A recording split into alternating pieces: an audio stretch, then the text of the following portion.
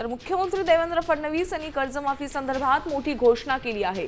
या घोषणेनुसार राज्यातील 40 लाख शेतकऱ्यांना कोणत्याही अटी शर्तींशिवाय कर्जमाफीचा थेट फायदा मिळणार आहे।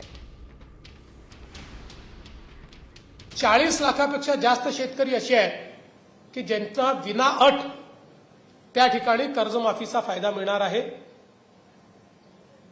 आता आम्ही कर्जमाफीच्या संदर्भात एक सब कमिटी तयार केली आहे। मी आणि दोन्ही उपमुख्यमंत्री आणि काही मंत्री त्याच्यामध्ये आहेत।